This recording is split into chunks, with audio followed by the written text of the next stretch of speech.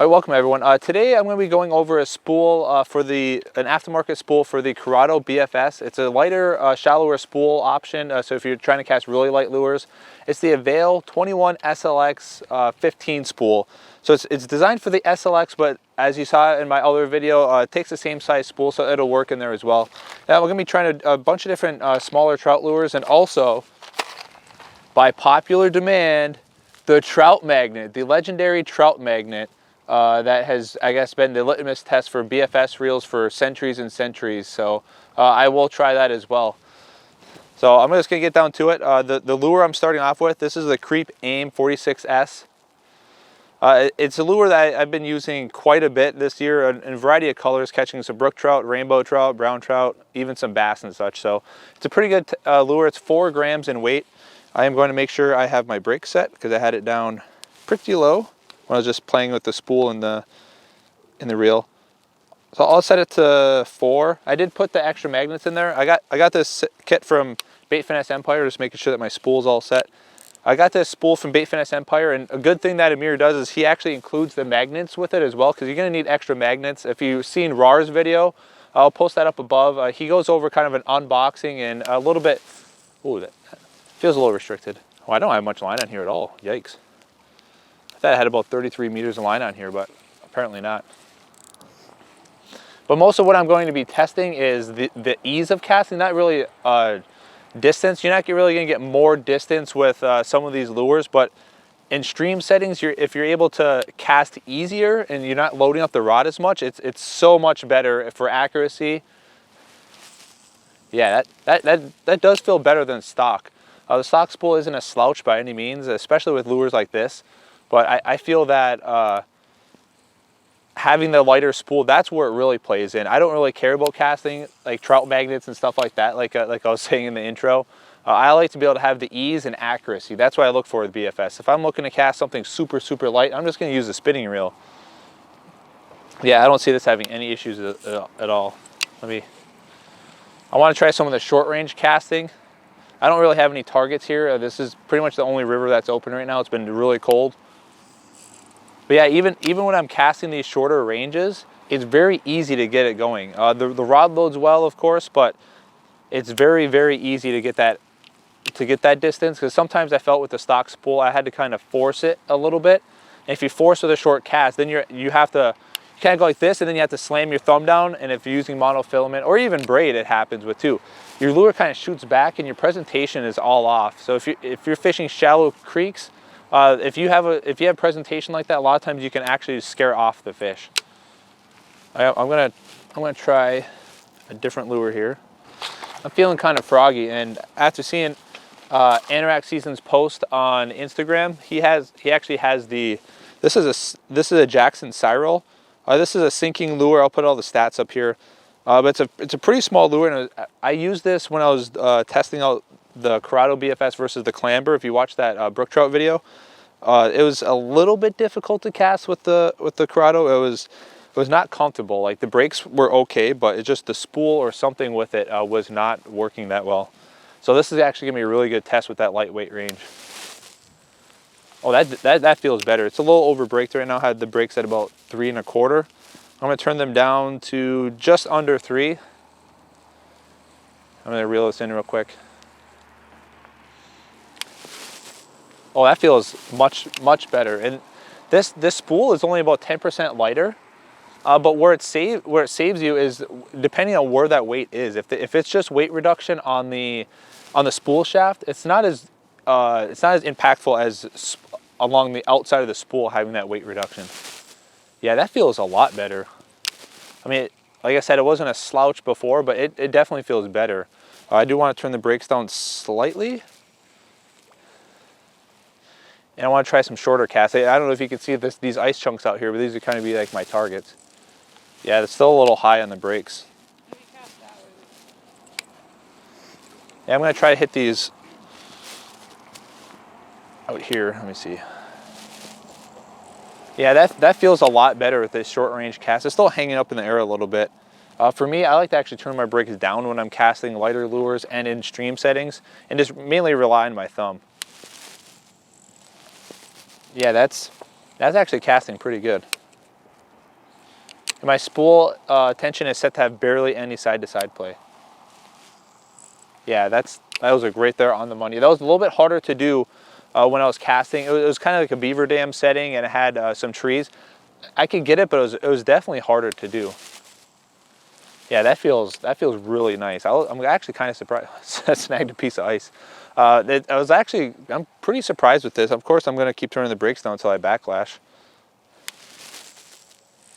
Man, that feels really nice. That's definitely worth the upgrade. If you're stream fishing, I do a lot of stream fishing.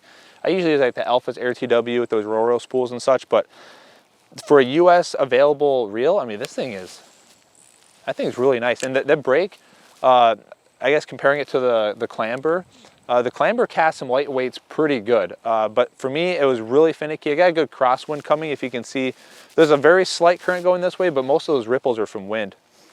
But I'm able to cast. I mean, that was pretty accurate. Oh, yikes. Snagged an iceberg. Let's see if I can pull that. I don't want to crush this spool. That is one thing, these Avail spools, they're very, very thin, so you don't want to put too much pressure on them, but this should be fine. I don't even know why I go fishing. I should just snag these things all the time. Pretty much feels like reeling in a walleye if you ever caught a walleye. And the same deal. This is ridiculous. There it is, big catch of the day. I think probably, that thing's probably, I don't know, I have to see how thick it is, but that's probably a good 15 pounder, I'd say. Let's see how that is. Oh, don't get off. They usually get off right. Oh, there's a little hole I hooked into. I don't know if the camera can pick that up. I had a little hole it hooked in. Good hook set. See if I grab that thing. Oh, no, broke off. Well, not bad. I should mention the line I'm using. This is 4 pound. Oh my! I had my rod crooked the whole time. My guides. It's 4 pound VARIVAS bush trail. It's pretty tough line. I've been using it pretty extensively this year. It's probably my favorite small creek line. It's pretty, like I said, it's pretty abrasion resistant, casts well, and I can see it pretty good, and it blends into the water actually pretty well. Most of the waters that are around here. So that's, for me, it's been my #1 brook trout line. I know people ask about different lines, and for brook trout fishing, I definitely like it. Let's see what else. You know what? The people have spoken. The trout magnet. This is in pink, so you know you can see it when I cast this thing. I think once I get a little bit of practice with this thing too, I don't know, I might be able to, I don't know, probably cast clear over that lighthouse over there. Look, it's already rigged up too. All right. For the sake of time, I'm not going to. I gotta make sure I keep an eye on those. Pretty hot stuff they are. If you can sense some sarcasm what I'm saying, there's definitely a lot of sarcasm. I don't like to use trout magnets or like, oh my god, like the oh my god emoji. Can this reel cast this or that, whatever? Because like this, I can feel that actually weighs quite a bit. It weighs a lot more than people think. Let me turn up my brakes here. I need to focus. Okay, here we go. It just cast a trout magnet. Let me turn the brakes down a little bit. Yep. Still hanging a little bit. Okay. I'll actually turn the brakes up a little bit. I was at about 1.5. I'm going to turn it up to 2. I'm going to put a little bit more force into this cast. There we go.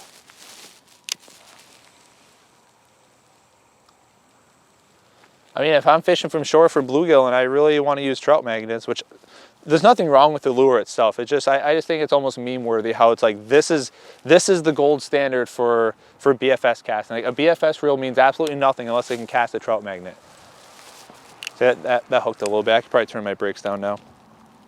But for me, I think it's the ease of getting your achievable distance and the accuracy. Like if you're just sitting there whipping out trout magnets, it's like, I don't know, it's fun. But I'm a function first person. I'm not going, I go to have fun, but if I'm able to have functionality in my equipment and catch more fish because of it, then I'm going to have more fun. I mean, that lure actually has some pretty decent action. I never really used the trout magnet. It doesn't twist around much.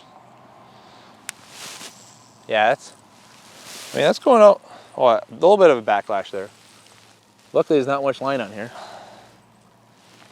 The one thing with the Avail spools that I will mention, I've used it quite extensively with my Aldebaran BFS for quite a few years. And the placement of your knot is key, because if you could see on here, right there, the knot, you can't really hide the knot because it's completely flat. So that's one thing that is kind of a downside of these spools, but I never find that has any sort of real negative issues at all. Yeah, my brakes were completely off there, and that's why I'm backlash. Maybe I can't harness the power of the Trout magnet. I can't do it.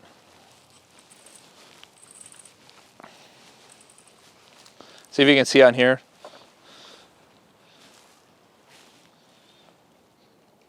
That's one downside, is the knot placement. There's no holes or there's no groove to put your knot anymore. So it's just usually just has to sit a little bit exposed, which it can catch your line a little bit.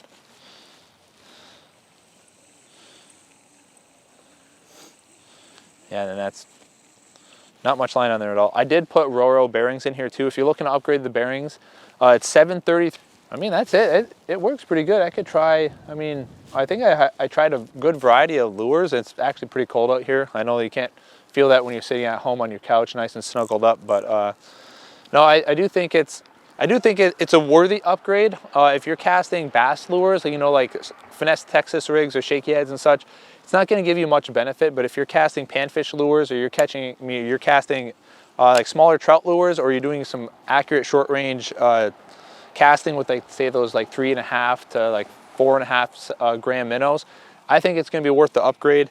Like I said, Bait Finesse Empire, it sells them as a package with the magnets, so you don't have to play a guessing game with magnets, or buy a spool and then forget the magnets, or just hope that the magnets are in stock. So if you want to see more BFS content, make sure you subscribe. Also, comment down below what else you want to see. I could, when the weather permits, I'm going to be getting out doing some BFS footage, but there's going to be a lot of ice fishing content coming out soon.